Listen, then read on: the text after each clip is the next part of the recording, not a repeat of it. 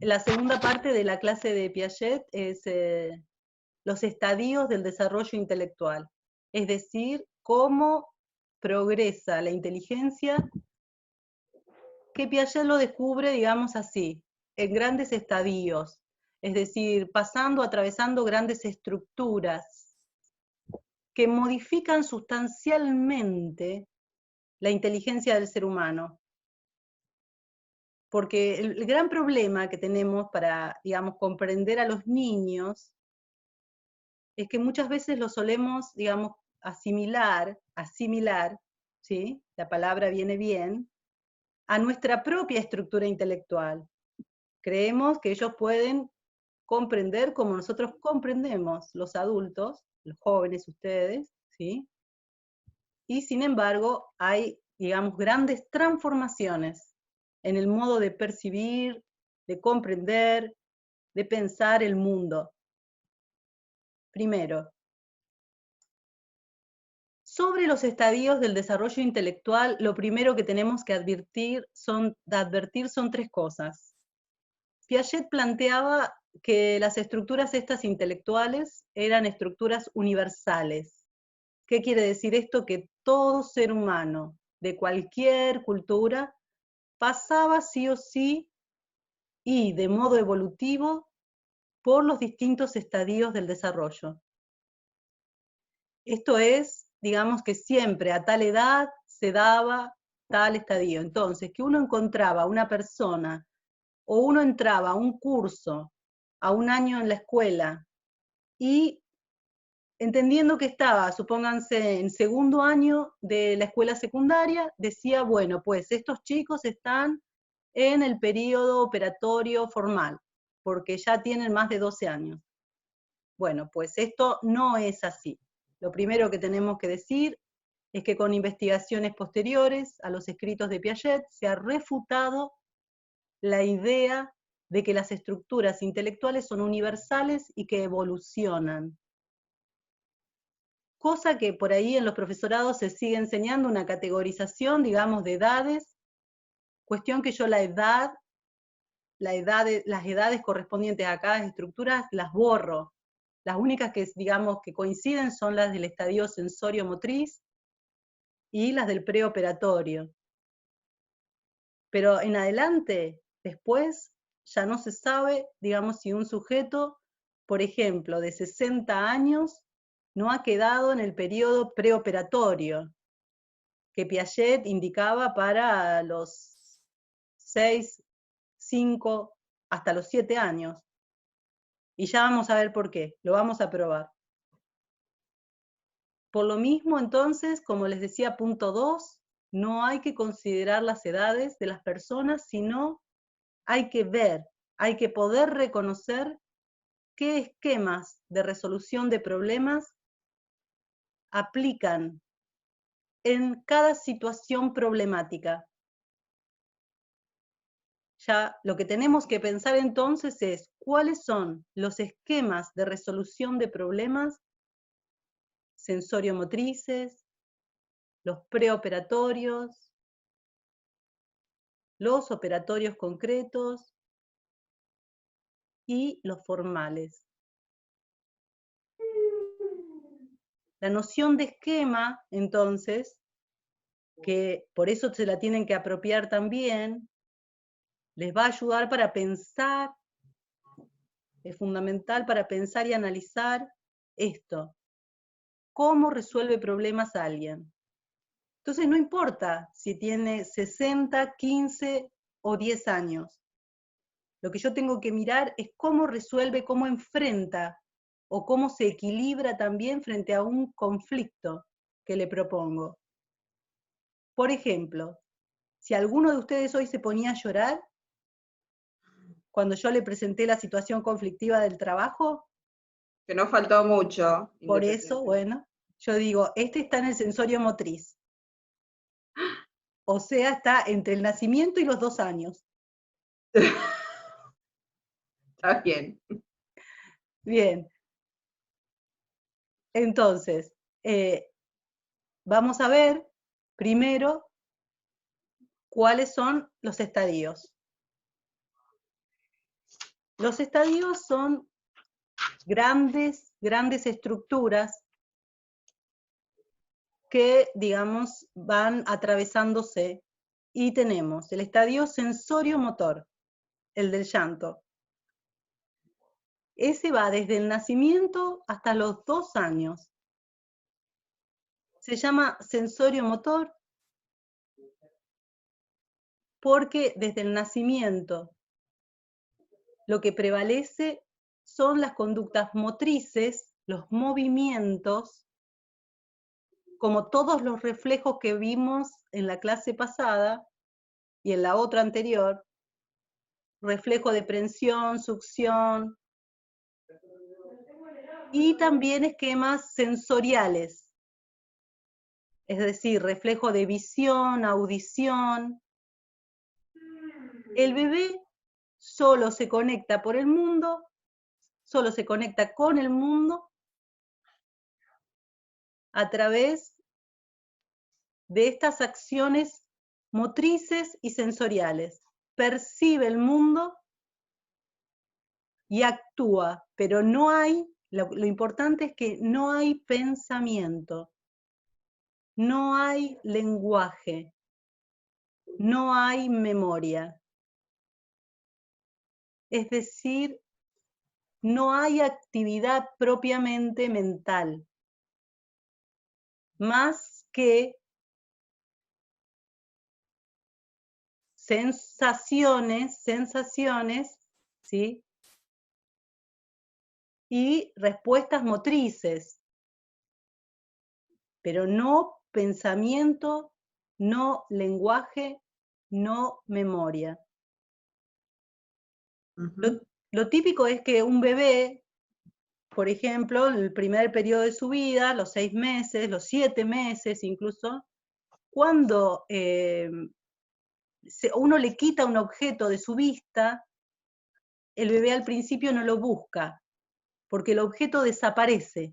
O sea, solamente está presente si se lo muestro. No hay poder de evocación. Entonces el bebé, por ejemplo, pide algo, está jugando con el celular, ¿sí? Uno le da el celular, está jugando, se lo va a romper, se lo saca, y cuando es chiquito, como no hay memoria, no hay capacidad de representación, el bebé se olvidó. Directamente se olvidó. Lo distrae uno, lo pone a hacer otra cosa y se olvida. No hay recuerdo. Entonces eso implica que no hay permanencia de objetos.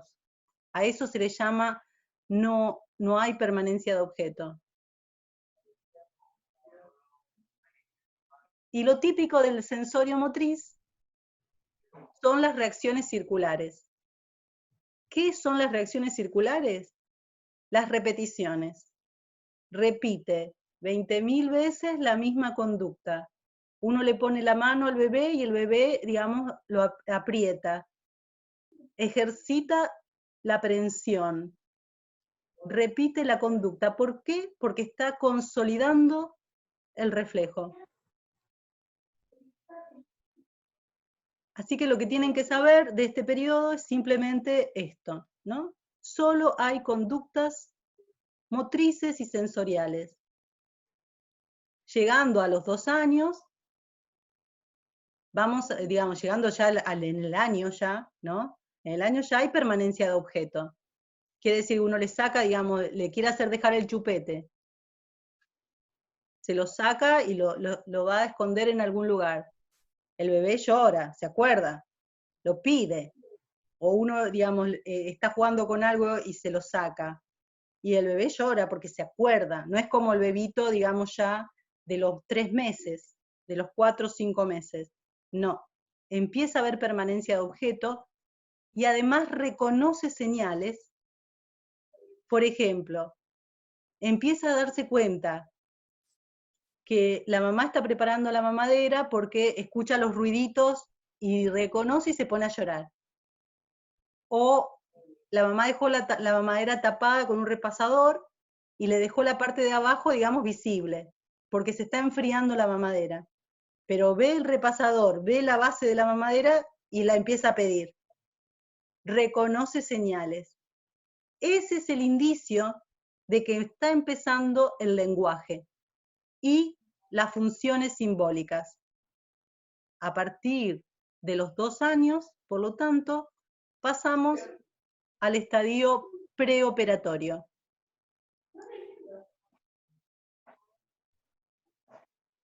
El estadio preoperatorio va, este sí se respeta, digamos, las edades, va de los 2 años hasta los 4, lo que se llama el periodo simbólico,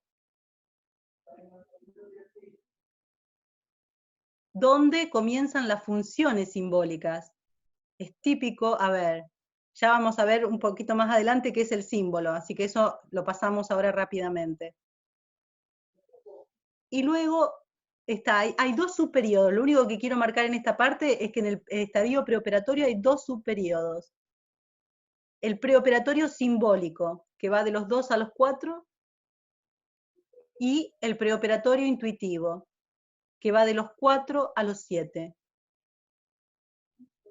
Después vamos a ver bien qué es esto de las funciones simbólicas, el egocentrismo, el animismo.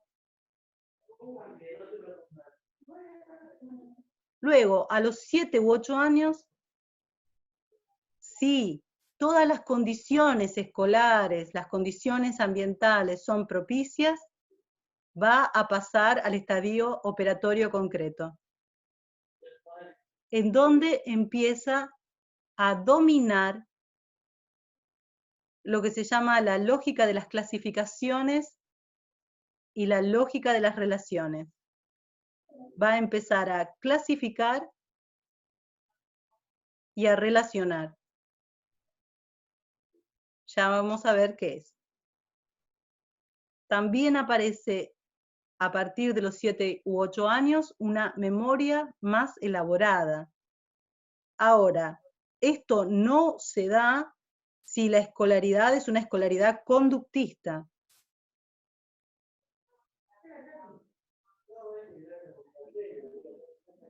Por último, y acá sí, si las condiciones escolares son realmente favorables, muy favorables, se puede pasar al estadio lógico formal u operatorio formal. Pero a este tipo de pensamiento, que es semejante al pensamiento científico, y es el pensamiento que podríamos denominar el pensamiento de la libertad, porque implica considerar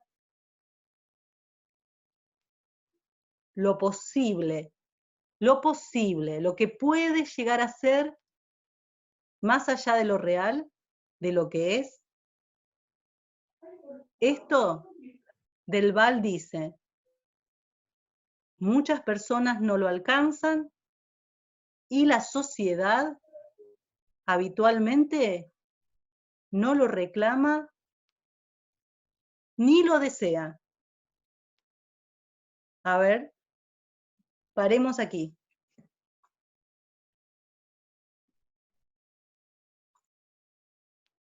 El tipo de, vuelvo a repetir, el nivel más alto del desarrollo intelectual es el pensamiento operatorio formal, que permite pensar lo posible más allá de lo real. Supónganse, ¿cómo podría ser el mundo de otro modo?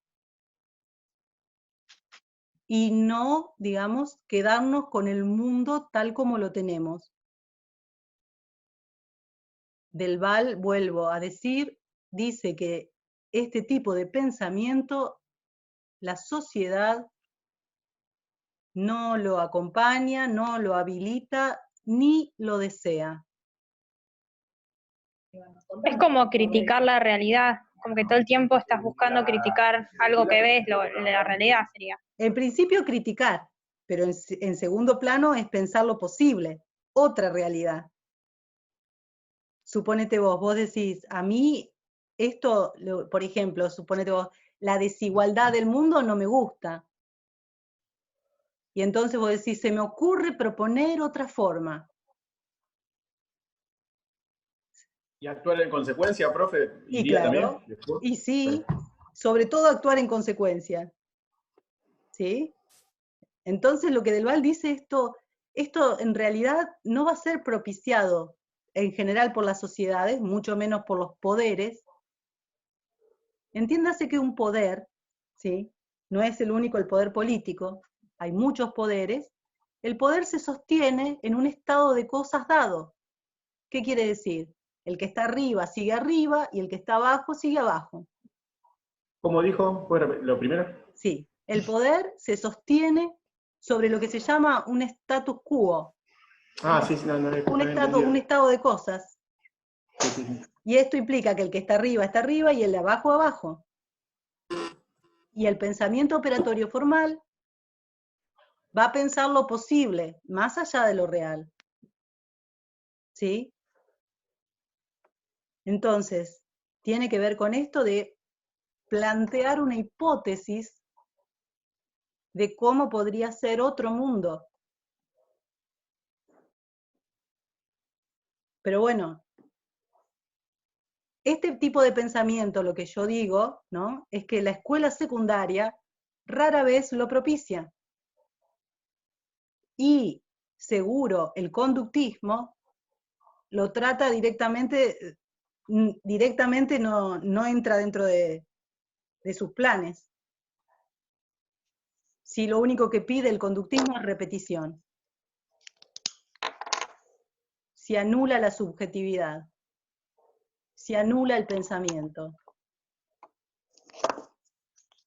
Entonces, profe, este estadio operatorio formal, o sea, recién empezaría luego de la secundaria. O sea, Sí, luego, en nuestras sociedades sí.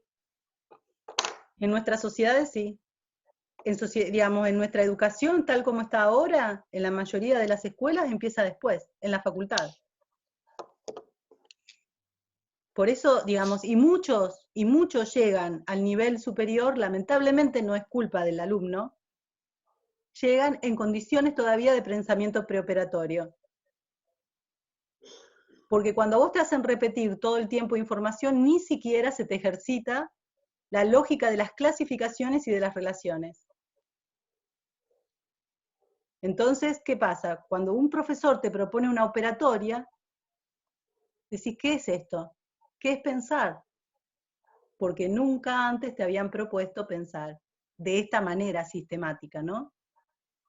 Si la escuela secundaria trabajara haciendo pensar sistemáticamente todos los años, y la escuela primaria también, porque el operatorio concreto, está disponible como estructura en el ser humano a los 7 u 8 años. Entonces, hay algo acá que no se está ejercitando. Piaget hace esta cronología, esta organización evolutiva, lo hace con sus hijos en Suiza, en una sociedad altamente, educada, estimulada, estable también, estable, y descubre que el lógico formal, el operatorio formal, se alcanza a los 12 años. Lo van a encontrar en el libro de Del Val y en cualquier clasificación. Pero cuando ustedes vean lo que es el operatorio formal, se van a dar cuenta de que difícilmente un adolescente lo posee en nuestra sociedad. Entonces, por eso es plantear la cuestión para ver cómo se alcanza, porque es tan importante. Esto, en una de esas tiene más que ver con cosas que son externas a la escuela. No creo, ¿eh? Claro. No creo. ¿No? ¿El contexto no influye? Pero ponele, qué sé yo, Tomando el sistema. se me viene a la cabeza el rock and roll, por ejemplo. Sí, hay muchos pibes que a partir de, qué sé yo, una banda o algo por el estilo, empiezan a formar o capaz que la política, forman, no sé si a los 15 años, una especie de militancia, que capaz que en la escuela no la... Ay, por ahí te entiendo. Ahora, si no formás parte, no tenés una inquietud para formar una banda de rock o conformar un grupo político, etcétera, etcétera, donde todo te ayuda, el contexto trabaja en contra. Ya vamos a ver por qué. El contexto te quiere siempre en el preoperatorio. Toda la publicidad y la política de propaganda, de propaganda, ¿sí? De campaña, te quiere en el preoperatorio. Ya vamos a ver por qué. Lo voy a justificar. Y van a tener ejemplos, ¿sí? O sea, el contexto en sí, no. Por sí, no. Ahora, la escuela es el único lugar en donde hay una igualdad de posibilidades, porque lo otro es aleatorio, que a vos te toque un grupo de pares que te vayan llevando y que te metan en una banda de rock, o que vos tengas la iniciativa, porque en tu familia hay una iniciativa artística. Eso es aleatorio, es una cuestión de suerte donde te tocó nacer, ¿sí? Pero la escuela debería asegurar la posibilidad del desarrollo intelectual para todos. Claro, sí. Entonces, porque el contexto, la publicidad, todo lo que es el mundo del consumo, lo que quiere es que vos te quedes ahí, y vuelvo a repetir, en una cuestión, además de un pensamiento muy rudimentario, que tiene Igual mucho que ver, sí. No se logra eso por lo general.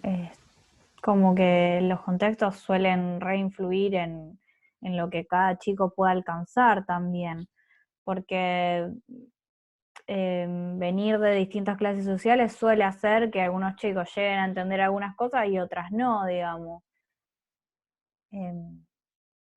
Por ahí, no sé, un nene que entra a la escuela y que los padres ya le vienen leyendo de chiquito, capaz tiene más Eso seguro. aptitud que un chico que nunca vio un libro, digamos. Sí, totalmente, pero si vos en el nivel inicial todos los chiquitos le lees un libro y le empezás a cantar canciones, a contar historias, en el nivel inicial empezás a nivelar, digamos, las posibilidades, las oportunidades. Y luego, si lo haces en la primaria, das lo que la familia no puede dar. Y no porque no quiere, sino porque no puede, porque no lo tuvo. Claro. Claro, Sí, bueno, sí. pero la escuela también está en un contexto. O sea, Por si no hay supuesto. políticas que influyan para que estas cosas cambien y que se pueda dar una especie de igualdad en lo que es la enseñanza, tampoco se va a generar.